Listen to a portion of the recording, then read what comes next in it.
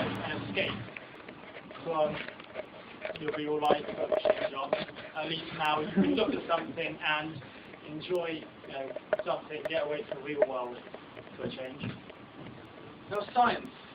Science is used all the time in science fiction. If you take, for example, Heroes uses the theory of evolution.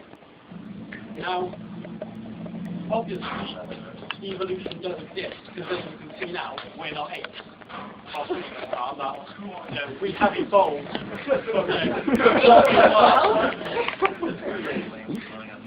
so some of us have evolved, and also, interesting fact, we don't need as much sleep as we used to now. So that's interesting. So mathematics is used a lot in Futurama, where basically they use theory of pi and other mathematical theories. So anyway, now we'll go on to Andy will go to some of the more. That's not one of my DVDs to talk about. You do the issue with the DVD player, not the author. I'm sorry, guys. Right. So, I'm going to talk about British science fiction. Now, British science fiction has always relied on character, ideas, and it generally reflects social, technological, and political paranoia at the time. The genre has always struggled, though, to be recognised as an adult one. But the usual key themes are the fear of the unknown and the centrality of the scientist. Now, on the face of it, science fiction is escapism, but this fallacy is the very reason for its success. Much like period drama, science fiction explores issues that cannot be talked about in any other genre, and usually can be more truthful about real-life events close after the event without getting slammed by the media. Bear with me. Right, Quatermass is one of the first examples of adult British science fiction that reflects social and political concerns. And what is Matt doing? Okay, I will keep talking. There's many of the Quatermass clips. It might come up, it might not. Anyway, Don't worry. it's from 1953, the Quatermass experiment. And Quatermass technologically used filmed inserts. And Nigel Neal, the creator of Quatermass, said that the use of film adds physical freedom and atmosphere.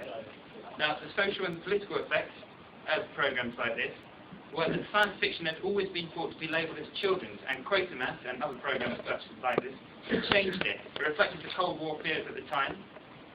Another important case study is The Prisoner, which was a provocative political and philosophical discourse on the value of freedom.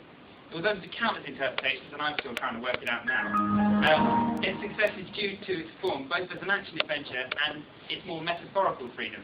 As I said, science fiction constantly hides behind a simple narrative with various microcosms and allegories. There was then going to be a clip of The Prisoner, so just imagine that. The technical progress. Well, and the thing that demonstrates technical progress is Nigel Neal and Rudolph Cartier's production of 1984 in 1954. The production was the most ambitious of its time, and after the transmission caused scathing reviews and widespread outrage. There was going to be a clip again, which is a shame. it was a clip with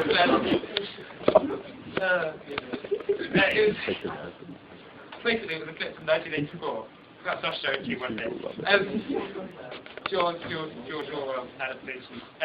Right, programs such as Doctor Who and Aid for Andromeda later on in the early 60s played on the fears of new research such as genetics and computer science. A program such as 1969, Nigel Neal's 1969, the year of the Sex Olympics, featured a prediction of the future of our obsession with media and its nature as pacifying. It featured a society that was completely media-driven and just spoon-fed media. It foretold the beginnings of reality TV. Watching it nowadays, you pretty much think you're watching a spoof of I'm a Celebrity, Get Me Out of Here, or Big Brother. It was conceived as a television play, primarily for a mass audience, and exclusively for adults. One of the first science fiction programs to be exclusively for adults. It broke many barriers, and was designed to shock and to make the audience think about society, human nature, and the media specifically. It was incredibly ahead of its time, and quite shocking. Right, well, Doctor Who. Doctor Who, as I'm sure you know Doctor Who, quite a lot of you, well, he acted as a neutral judge, jury, and sometimes executioner. He tapped directly into the zeitgeist of post-war austerity Britain in 1963, just after the day after JFK had been shot, which is an irony, really. One thing comes to an end, another good one starts. The Doctor represented the brave face of the nation. And unlike Star Trek, which Matt may have mentioned, it wasn't about forging new frontiers. It was about going, again, the fear of the unknown, going into space, not knowing what to do, and being a rather eccentric old gentleman who half the time just got sort of pushed around, but he did save the day in the end. Nigel Neal's opinion of modern science fiction... Where's the presentation gone? Anyway, Nigel Neal's opinion of modern science fiction was that much of science fiction is the space equivalent of Barbara Cartland, overwritten and overpopulated by dull characters. Now, just if I can talk a bit about genre hybridity, the blurring of the lines, programs such as Doomwatch, which was written by Kit Pedler, who was an environmentalist, concerned environmental natures of the early 1970s. Programs such as Survivors, which has recently been remade, touched on ecological disasters and what would happen afterwards and how our society would survive. Blake 7 attempted to be a space opera, but ultimately failed, and it was the last of this sort of content. And due to the success of Doctor Who and adult sci-fi, a sort of children's adult sci-fi genre turned up, with programs such as Ace of Wands, which featured a master magician, illusionist, escapologist, and a telepathic super sleuth. Programs such as Time Slip, which were preceded by Peter Farley, the ITN science correspondent, talking about time and theory. And long-running shows such as The Avengers had to adapt to challenging audience appetite with more and more out-of-this-world outlandish plots, started as a spy escapade thing. The flip side of Dominic Hyde was another important program in 1980. It was a play about a time traveller who went back to 1980 to study the London transport system. Whilst he was studying the London transport system, he fell in love and realised that his future society had lost various sights, smells, passions that could be seen in the grittiness of 1980. What Dominic learned in the past shows what we take for granted. And this had quite a profound effect on a lot of sci-fi non-fans. It made them sort of appreciate sci-fi, and there was a nice clip from Did You See, the critical programme, but that's also gone. Conclusion. That's quite alright. I will conclude. Yeah, I hate AV. To conclude, British science fiction has always adapted to the changing audience. It mostly contains intertextual, social, political, and technological references, and is always of its time.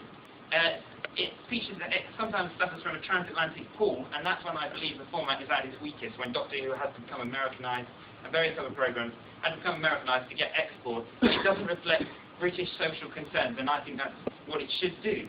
It's unlikely to have the same impact as when the television genre was first pioneered, but it does continue, and programs such as the 2006 remake of Quatermass, the remake of A for Andromeda, and the successful relaunch of Doctor Who shows that there is an appetite for science fiction in the populace.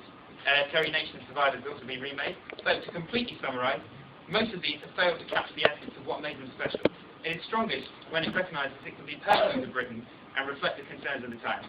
And it is most valued for its ability to reflect society's views, and it will always be with us one way or another. There was a nice profound quote to end on, but that's gone as well. So yeah, thank you very much.